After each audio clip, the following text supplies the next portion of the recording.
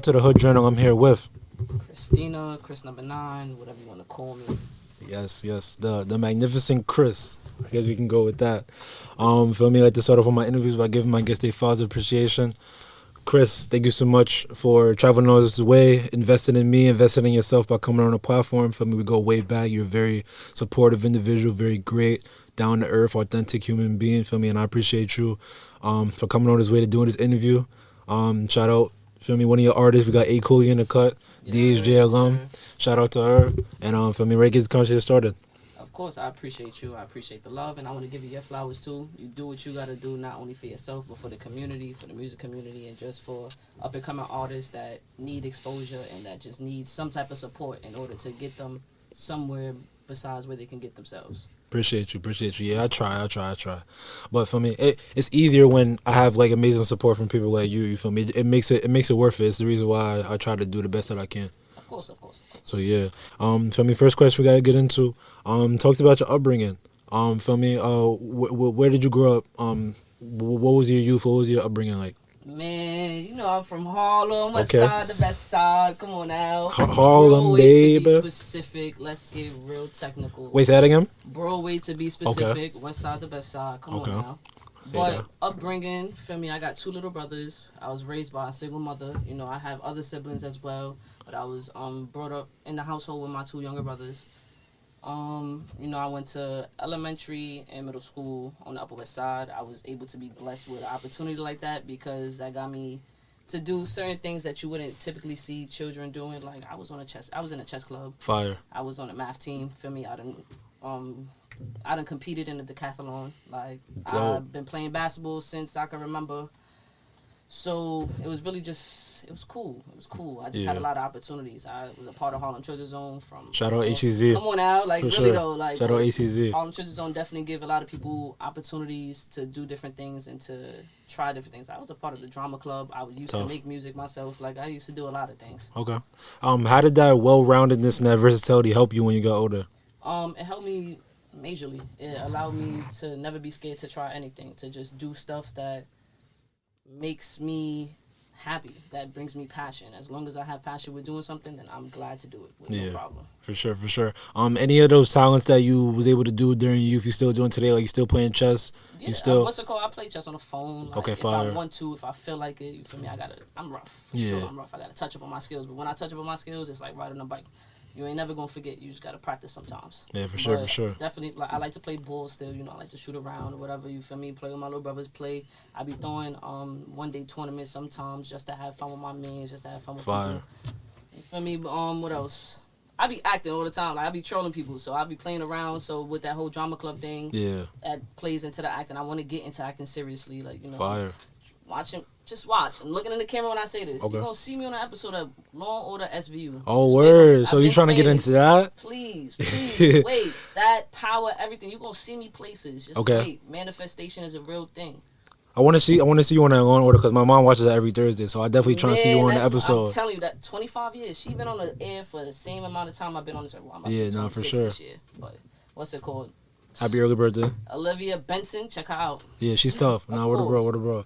I bet. Talk to me about your family. Talk to me about your relationship with your family growing up. I mean, you know, it's family. That's how I think about it. Like, with family, there's tough times, there's good times, and then there's tough times. Yeah. At the end of the day, with those tough times, it taught me a lot of things that I needed to learn. Like, regardless or not, what I believe in is that people either are raised on one of two things, either survival or love. I was one of those kids that was raised off of survival. I'm learning to love as I get older, but I was able to heed a lot of lessons that my upbringing brought me through survival. Yeah. When did you realize that you was raised off of survival? What was that moment? It was a couple of moments, to be honest with you. Like, it was definitely as I was younger, like high school ages and stuff like that. I used to be an angry kid. I used to be very disrespectful. I used to be let's say it's a complete 180 from the person that I am now. Amen. Right? Yeah. So with that being said, I was going through a lot of pain growing up, and I reflected that in a poor way versus in a way that people who were raised with love, like, you know, it teaches them certain things. It teaches you how to be a certain type of person and how to be whole even when you feel like you're breaking apart. Yeah, for sure. So That's what surviving is just, you just trying to get to the next day. You just trying to get over this day, get to the next day. That's what survival is. Yeah, no, for sure. I be hearing just people growing up in survival feeling like it's them against the world. They gotta get theirs by any means necessary, you know, things like that. And feel me, when you think about it, that's a really difficult way to grow up. You feel me? Yeah. What's it called? It is like, because it's just, to always have that mindset, like always feel like somebody's on your back and think like, that's crazy. I keep it a band, like, you feel me? I'm always in fight or flight. Like, I don't really get nervous. I don't really get scared. Like, it takes a lot for me to I'll get startled, but not even that. That's rare. I don't really get scared. Like, I'm just ready for whatever happens. Like, I guess you can say I'll be ready for the other shoe to drop, but as I'm getting older and as I'm surrounding myself with people that love and care for me, I'm getting shown love in different type of ways that I'm taking the lessons of that. And with taking the lessons of that, it's showing me that, you know, I ain't got to really survive. Like, sometimes it's okay to feel. Sometimes it's okay to sit here and take and deal with your emotions and your feelings and your mental health and what you're thinking about. Like, you don't always have to be like, all right, forget all that. It's time to get to the next thing. Let's worry about the next thing. Sometimes you can sit in certain things. Sometimes you have to sit in certain things because that's how you learn certain things. Right, no, definitely. Chris, let's talk about first Harlem's Finest.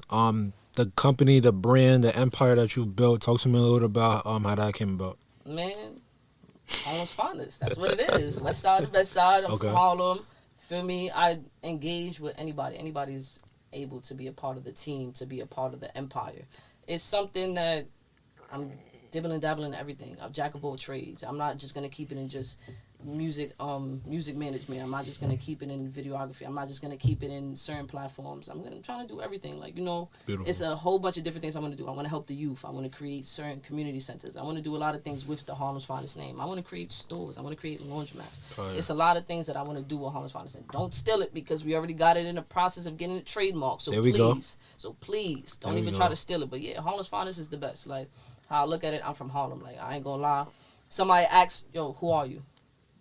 My name is I'm from Harlem. That's what you're going to always hear from me. That's what you're going to always hear from a lot of people from Harlem, because Harlem really, I'm not going to say it identifies me. I'm going to say that it helped shape me into the person that I am. It gave me the swag. It gave me the charisma. It gave me everything, like, to really maneuver in this world when it's necessary. Yeah, that's fire. That's fire. That's what's up. Harlem, just being from that part of town, is just so much swag. Y'all wear that on your chest with so much pride. So it's fire that you're able to show that for me as you growing older and older. But for me, what do you have to do to get Harlem's Finest to that point where you could create that empire, that vision that you have for yourself, where you could create stores, you could create community centers, where you could just continue to reinvest in your community? The thing, first of all, number one is money. Yeah, that's money, for sure. You feel me? Get to the money. That's what you got to do. That's what you need to make anything happen is money. You need investors. You need knowledge. You need experience. You don't even need experience. You need to know people with expertise in the area that you're looking to be in at the end of the day, so you can learn from these people. And everything is a process. I can't rush anything. Anything that's meant to.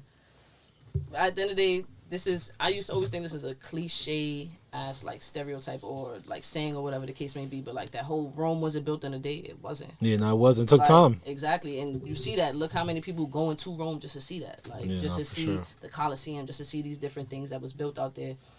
It didn't take a day. Maybe they was a little faster back in the day. Maybe it was a little slower, but at the end of the day, they got to somewhere that is of great significance, of not just in that part of the world, and history and everywhere. So at the end of the day, that's what I'm working towards. So it comes with money, it comes with networking, it comes with building a team, it comes with meeting people and helping those people and helping myself in that process. No, definitely. Feel me? I feel like you said, Rome wasn't built in a day. There's a lot of challenges that you may face building this empire. What challenges do you anticipate? Because I'm not gonna lie, you correct me if I'm wrong. Like, the first thing I think about with Harlem now is like a lot of gentrification that's going on. I feel like, you know, people that are not originally from there are placing themselves there, outpricing, feel me, the ones that grew up there and things like that. How do you plan on navigating, you know, that issue and other challenges that may arise? So with that issue, at the end of the day, money makes the world go around at the end of the day. So with that being said, look at our mayor. I'm not even about to get into the real politics of things. You feel me? One, I got to educate myself more, so I don't want to sound ignorant on this platform. You feel me? I appreciate that. But at the end of the day, real spill, just as a resident of New York City, you feel me? Like you said, gentrification. I've been seeing this happen. Since I was younger. Like at the end of the day, I live literally right by one of the Columbia University buildings. I've been seeing the construction at McDonald's that they took down on 2/5 and Broadway. Seen that happen. You feel me? Used to go to that McDonald's. I don't eat McDonald's no more. That's not good for you. For sure. Don't eat that. Health is wealth. Really on the health is wealth. Come on now. Poland Spring, water. You got to take care of yourself. For sure. But yeah, like at the end of the day, gentrification, you're going to always have to deal with that. That's where is the money? The money comes from those type of people. Right. With those type of people, they're going to pay whatever they got to pay because they feel like they know the worth of whatever the case may be. It's a way to finagle that. There's loopholes in that. You feel me? Those are the type of investors I'm looking for. Let me get your money. I don't want to get money. Of course, I want help of the people of my color, my ethnicity, my race, and stuff like that. I mean, it's only a human race, ethnicity, and whatever. We're not gonna get into that. But point being is, with them folk that's causing a gentrification, let me get your money. Let me use your money to invest in my community because, God forbid, anything does go wrong, that's on their dime, not on my dime, and not on my people's dime. Simple as that. Yes, sir. All right, bet. How could people support your vision? Support what you got going with your company, Harlem Finance, to help it get to the next level? Man, really just follow the gram at _Harlem's Finest. There we go. _ There we go. HARLEMSFINEST _ just in case y'all couldn't spell. Not like that. Tough for some people. Yes, man. Yeah, go follow the Instagram, man. Follow the gram, share the page, send artists. We looking for people. First of all, drunk bars, that's a segment. I know he about to get to that, but yeah, I was about to get to that. That's how real it is. You feel me? What's it called? But yeah, drunk bars. It's a platform for artists to come and perform. All these little on the mic kind of things and stuff like that. Not little trying to throw shade. Yeah, not for sure. Never like that. But all these different type of platforms. With me, it's a liquor bottle, and if you know me, Ray and Nephews, Overproof Rum, sponsor me. That's the go-to. Sponsor me. That's all. Sponsor me. What's it called? But yeah, feel me? You're gonna be performing on that bottle. It's gonna be hanging, and perform a song. If people want to freestyle, they can freestyle. They want to perform a song they already recorded, we could do that as well. You feel me? I don't discriminate. At the end of the day, some people like to freestyle, some people like to perform something they already have written. That's cool with me. I don't care. The point of that platform is just to bring people exposure, bring artists exposure, and just give people something fun to do without having to break anybody's pockets, without having to require much. It's literally just about having fun and also trying to get that liquor sponsorship. I'm not gonna lie to you. Fire. Any other freestyle platforms that you particularly enjoy or that that you tune into? From the Block, you feel me? Yeah, like for sure. Like that's really one of the ones like From the Block performance. I ain't gonna lie, some of the Hazard Lights. Yeah, I like Hazard Lights. What's it called? Some of the Who Run It's. Like I ain't gonna lie, feel me? I like to show this is all people. They both Harlem. Yeah, you feel me? This is definitely people that's out from the towns. You feel me? Yeah. Like From the Block is the only thing I've been watching. You be Chris on here, right? Yeah, I've been fucking with the Zay production nigga for mad long. When I say mad long, I was on that whole Chicago shit from back in the day. Fire. I'm talking about Fredo Santana, like Rondo NumbaNine, like that's where Chris NumbaNine come from. You feel me? Like what's it called? But yeah, feel me? So as soon as he made that, I was definitely checking it out and shit like that, and seeing how his platform grew and seeing how he helps other artists grow and giving them opportunities.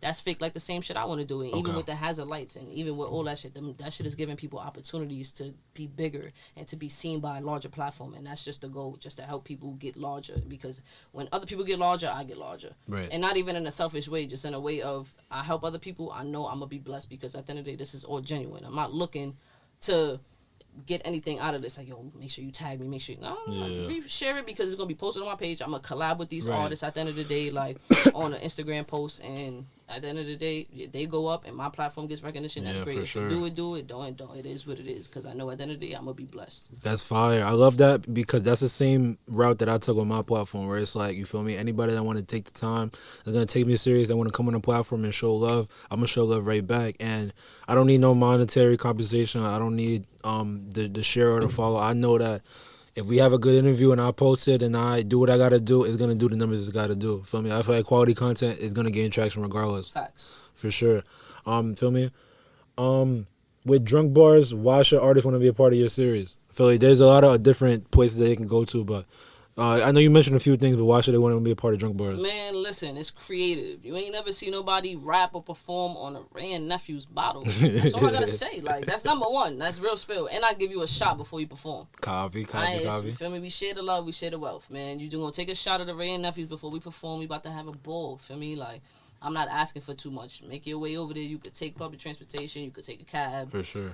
You could have a friend drop you off. You could do whatever. I don't care. Like, but pop out, do those type of things, and you just have fun. That's all I'm looking for. Just to have fun. I don't care to get paid. I don't care about none of that. The exposure is exposure. I'm gonna be blessed regardless, and not even in a cocky manner, in a very humble manner. Like, I'm a genuine person, so I genuinely want to see anybody that I extend invites to, or anybody that I don't even extend invites to. If you see the page, you see the page. You don't, you don't. I hope everybody wins. At the end of the day, I hope everybody win. And if you could win by being on my platform, great. Let's win together. If you can't, then it is what it is. But I'm a support regardless. Well said. God knows your heart. So, what about people that don't drink, like myself? If I want to drop a few 16, drink, that's cool. Feel me? You got a Poland Spring? Can I rap at the Poland Springs? Nah, you still gonna rap on a Ray and Nephew bottle. But what heard you. We gonna make it clear, like, yo, this is water. You don't drink. Respect. You don't want to drink? That's fine. I ain't gonna try to peer pressure nobody. People say I peer pressure people, but not in a bad way.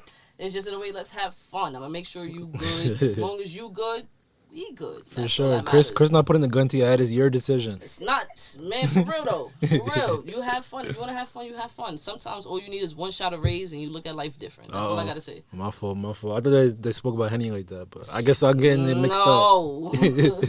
Henny is not where it's at, brother. Never. Heard you. Chris, I know also how I was able to meet you was because of the role that you played as a manager. Mm-hmm. Talk to me about like what's that like? I feel like that term is thrown around a lot. I do have a follow-up question from another interview that I watched, but talk to me from your perspective. What's it like being a manager? Being a manager. For talented artists. Being a manager for talented artists, what that entails is really just supporting your artists. And with supporting your artists, sometimes it's financially. Like, that's really what the key, I keep it a band. Sometimes all I got is words. Sometimes, life be life and you got other responsibilities to take care of. But whatever I can't do financially, I make up for with what I really have to do, which means booking them for shows, which means helping them release music, which means finding them beats, which means if I can help them write, I'm going to help them write. And not even on some, look, it's me behind, no, not even on no corny shit like that. On some, any way I can help, I'm going to help at the end of the day. And as a manager, my goal is for them to get to where they want to be at. Not where I want to see them at, where they want to be at. And any way I can help, I have to help that way. If you're not doing that, then you're not really a manager. You're just somebody that's trying to tag along for the ride and trying to say, yeah, I had some ends on making you, or on helping you be the type of person that you wanted to be, or helping you get where the top is. Right. Get credit that they don't deserve type. What attracted you to being a manager? I ain't gonna lie, I love music. Like, my mother, I grew up on music, you feel me? Like, I grew up on R&B, I grew up on Erykah Badu, India Arie. Beautiful. You feel me? Mary J. Blige, old school music and stuff like that. I started managing way back in the day, like 2017, 2018, with one of my friends and stuff like that, one of my old friends. And from there, stuff happens in life, and I got to meet 95 Rose, and that's when I started managing him. I say 2019. Yeah, it's been a minute. Yeah, I say it's 2019. I've been managing him since. And then I just got to meet other artists from there and got to manage different artists along the way. And, I got my artists now, and we got to see where it go. We about to go up. It's Harlem's finest, for real. Beautiful. Who are some of the artists that you manage currently? 95 Rose, A Cooley, Dre Glizzy, and Lassie Moore, or Lassie, whichever you want to call him. Okay. A little all-star team. Yeah, little for me. I got a little fifth artist, you feel me, cooking up. Really six, but fifth and sixth, but they low key right now. So I ain't gonna say too much right now, but you gonna see when they pop out. Say no more. How do you balance being a manager and the other responsibilities that come with your life? Because I don't imagine it being easy to manage 4 to 6 artists at a time. It's tough. Talk about it. It's tough. Like, I ain't gonna lie, it's definitely tough. It's a learning process. Like, it's something that for the past 2-3 months type thing, like. Past 2-3 months, what's it called? It's been really the toughest for me trying to balance things. Okay. Because, it comes with work and it comes with giving equal time or giving, not even gonna say equal, fair amount of time to all artists and giving them all opportunities and being mindful of all the artists and having to factor in all the artists and who they are and how they think and stuff like that. That shit is tough. And then dealing with my own personal shit. Like, right, exactly. It'd be different shit. It'd be, feel me, at the end of the day, like I said, survival has its pros and cons. Growing up in survival mode, growing up with survival, it has its pros and cons. And during times like this, the pros and cons show, but the pros be helping me, and I'm trying to learn through the cons. So so they are no longer cons; they turn into pros. Yeah, for sure. It sounds like feel me, like one of the pros could be your work ethic and how you work so hard and how you work to help further the career of your artist. But then the con could be like time for yourself and knowing when to stop working and things like that. Like I disassociate a lot. Like once I'm locked in and once I'm focused, if I'm focused on business, that's all I'm focused on. So all that personal shit, all that outside shit, outside of business, it becomes something in my peripheral view. When you have tunnel vision, you have no peripheral view. That's the point of tunnel vision. So with that being said, like, you know, I'm just learning how to factor in all those things because that's important. Like at the end of the day, with the business shit, I still got personal shit. No, for sure. And I already know more money, more problems, and that's true shit. You feel me? So with knowing that, I gotta sit here and prepare myself and stuff like that. So that's why I had to learn the balance now, and I had to, you know, get the tweaking and shit out. Not tweaking like bugging out, but like I got to work the tweaks out to figure it out and how to balance shit properly. Nah, as you should. Any advice to anyone with a goal in mind to become a manager? Man, just work with people. You know, network. Don't be scared to network. Don't be scared to speak to people. You feel me? If you feel like you have something to add to somebody's team, to add to somebody's goal, you ask them. You tell them what you have to offer. If they want that, then work with them. If they don't want that, don't take offense to it. Sometimes you really just don't work with people. Like sometimes it could work for a little bit of time and it doesn't work after a while. Right. And it's okay. Sometimes people really just, you know, sometimes y'all stars don't align and that's okay. You feel me? Don't ever take no offense to it. Some people might be weird. Some people might be strange about it, or some people might be respectful about it. Just take it with a grain of salt. At the end of the day, you know what your goal is and focus on your goal. If your goal is to help other people, you're always going to be able to find somebody to help, and not even like a charity case. Somebody that's able to believe and see the same dream that you're believing and seeing. Well said, Chris. Well said.